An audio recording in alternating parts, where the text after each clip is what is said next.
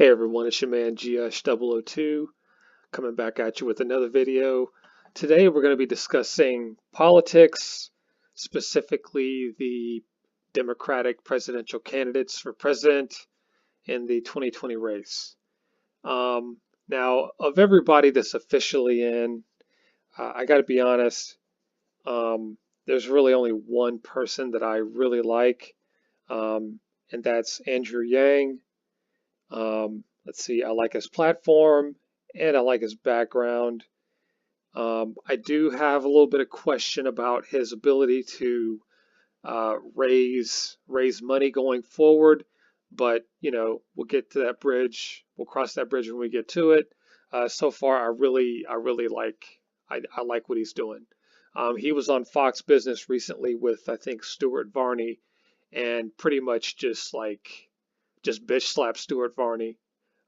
They were having a discussion about his platform, and he's running on universal basic income, and yeah, I mean just basically reduced Stuart Varney to a bumbling fool. I thought it was really good.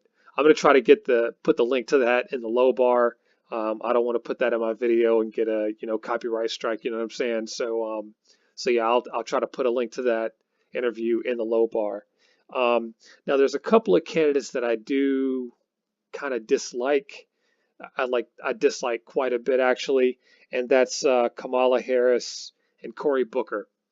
The main thing about those two candidates is they're really trying to be like Obama 2.0. For starters, Obama had the whole like cult of personality thing going. He's, very articulate, very engaging. Um, Even though the more I find out about him, the worse of a president I think he was. I did vote for him twice. Um, but one thing about him, he definitely had the cult of personality thing.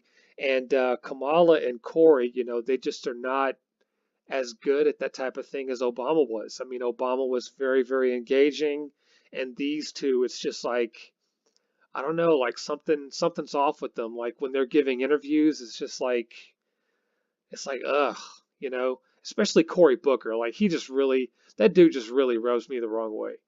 Um, Kamala, she's a little more likable, but she has some issues, and I'll get to that in a second. Um, but the main thing for me, I'm an African American uh, guy, and one of the things that black people are waking up to is just how damaging President Obama's um, how damaging his president his time as president was to black wealth. There was so much black wealth that disappeared under Obama, and I'm not a racist. If you know me personally, you will know that I'm not a racist, and I know that every person that is a suspected racist will say that, but I'm telling you guys, like, I'm not racist. Okay, I'm married to a white woman. I've got biracial kids. I'm not racist at all. I'm just telling it like it is. Um, and I'll try to put a link to a couple of those articles in the low bar as well. But really, I mean, President Obama really dropped the ball with regards to just kind of preserving African American wealth. And all the Republicans kind of when he came in, they were just like, oh yeah, this guy's gonna hook up black people with all this stuff, and it was nothing of the sort. Um, so anyway, so that said, like black folks, they're not going for the okey doke in 2020. Um, if you want the black vote, you're going to be needing to come up with some tangibles. Black folks are going to want some tangibles in exchange for their vote. And Cory Booker, like he's got nothing. I think Cory Booker has actually kind of stopped trying to pander to the black vote. I think excuse me. Um, I think that he's just kind of going more for the centrist vote, and That's just based on a few comments that he's made in some press conferences. But Kamala, she is going after the black vote. She was on the Breakfast Club like about a week ago. And they're a show out of New York, and basically like every single political candidate that cares about um, pandering to the black vote. They've gone on this show. It's a morning show on a hip hop station, like I said, at a station in New York, and Hillary Clinton did it. I don't not sure. Excuse me, yawning so much. I'm not really sure if Obama went on the Breakfast Club. I don't think that he did, but anyway, so she went on and she was talking about how she supports, legalization of marijuana. Uh, you know, she has a terrible job as a her record as a prosecutor in California is just terrible. Like when you start digging into her record, it's just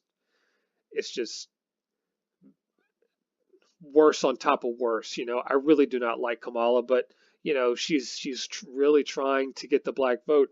And one of the things she did say is that she supports reparations. So really, oh, excuse me, guys, I'm really sorry. So she said that she supports reparations. So, um, you know, I think that's a very interesting topic to explore. So I kind of want to explore this whole reparations thing. Now, just give you a couple of disclaimers. First of all, like I said before, I'm married to a white woman. I'm not a I am pro-black, but I'm not like super like super hotep, like borderline like racist, if that really makes any sense. I mean, I'm a sensible person, and for the longest time, I didn't support, reparations, and I know that probably sounds a little hypocritical of me because I would be the person to gain um, if reparations were passed. And I just want to tell you guys, like, I've got a six-figure job. I'm not some loser with a YouTube channel. I don't need reparations. I don't need it. But just after really digging into it, digging into the whole institution of chattel slavery, um, how much slaves were worth. I think one slave was worth like $40,000 in today's money. How the South, the economy of the South, was pretty much dependent on slave labor entirely. And one thing about, pre-Civil War America is that the North, while they try to, act like they didn't have slave labor, one of the things that they did do is that they took the raw goods that were produced in the South and they changed them into products. So they took the tobacco and made it into, cigarettes and that type of thing, and they also took the cotton and they made it into clothing. So while the North technically did not have slaves, they were taking the raw goods from the South, which was um, which the raw goods were obtained with slave labor. So the entirety of the United States economy was dependent on slave labor, and I think because of that, because chattel slavery was such a big part of American history. I think that you just like if Americans are going to do the right thing, like you gotta give black people reparations. So, another thing too, it's like, okay, well, slavery is an institution that lasted for, a few hundred years and it ended, 150 years ago. So one of the biggest objections that I have to slavery, or that I hear all the time to reparations, is okay, well, slavery ended 150 years ago. How does that affect you today? Black people aren't enslaved. You know, this stuff isn't going on. Why do you feel like you deserve reparations? And that is a very good question. Um, so first of all, to kind of illustrate that point, I'm gonna go show you a bunch of graphs here. So The first graph. Um, so first of all, before I get into these graphs, let's just clear the air and say yes, slavery ended 150 years ago. However, okay, after slavery, you had um, you had something that's called redlining happening. You had Jim Crow laws. You had separate but equal. So basically, you had the government the government came in and they said, okay, well, slavery is illegal. However, we are not going to allow blacks to participate. We're going to create a separate economy for blacks. Okay. And the thing with the redlining is, I don't know if you guys know what redlining is, but redlining is basically where you zone off certain areas of a city and you don't allow black people to move in because black people are a contagion to wealth, and if you do allow a black person to move in, then that is going to negatively affect your property values. It's just basically like state sanctioned, racism. So, um, from an economic standpoint, not just like, from a civil rights standpoint, but also from an economic standpoint. So any type of reparations package that is generated, it's going to have to be studied for a very long time. It's going to have to be multi-generational. It's going to have to include all of the damages that were accrued, not necessarily from the institution of slavery itself, but like I said, from Jim Crow, from redlining, all these things. And so, again, like to come back full circle here. So you ask me, Giush 002, like, what's up, man? Like, why do you guys need reparations? What evidence do you have to show that reparations are needed? And my evidence is basically the racial wealth gap. Okay, so you look at this chart here. See if I can zoom in a little bit. So this is racial and ethnic wealth disparities. Um, So yeah, median family wealth by race ethnicity from 1963 to 2016. You look here, 2016. Let's go back to 2010. Let's see. So you have the the average black household is worth $17,000, $17,500. The average Hispanic household is worth $18,200, and the average white household is worth $143,000. So that is nearly a difference of 10x. Okay.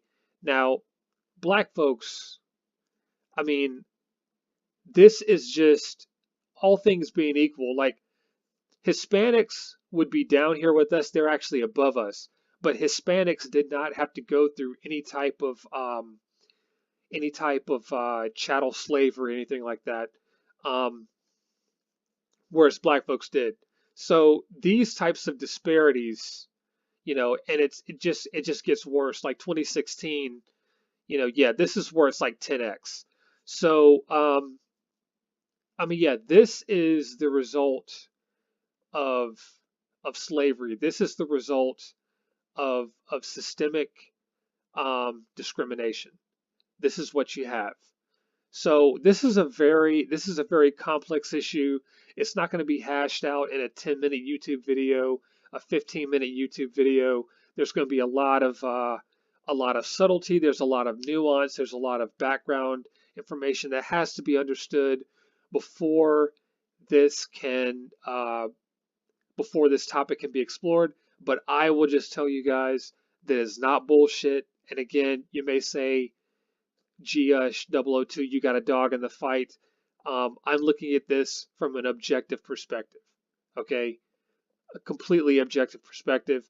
So if you guys are interested in this, one thing I will say is that if you want to learn more about redlining and government sanctioned segregation, get this book. It's called The Color of Law. It's written by Richard Rothstein. Very, very good book. Talks about redlining, the economic impacts of segregation. Um, so that's a good book. And then there's another book that's called The Case for Reparations. It's written by Ta-Nehisi Coates, I think. Yes, Ta-Nehisi Coates down here. Um, so this is also a really, really good book. It talks about reparations if you're really interested. And just another thing, guys, like another little fun fact here. Um, there are, let's see, where is it? I think it's this. Let me go back to this article here. Bear with me for one moment. Oh, what's going on? So anyway, yes, there are more African American men incarcerated than all women in prison globally. That's asking the question, but spoiler alert, yes, there are. So yeah, I mean, this is a big problem, guys. This is not a joke. Um, I'm not trolling. This is 100% serious. So anyway, uh, you guys, this is a very quick hit on a very complex topic. Um, I'm just trying to, give a quick video. Also, I just broke 100 subs. I really appreciate that. I appreciate you guys subscribing. I'm gonna start kicking out more content like this. I just want to say a huge thank you to all my subscribers. So anyway, we're going to keep this thing moving. This is a long video today. It's 16 minutes. Anyway, guys, I will catch you guys next time.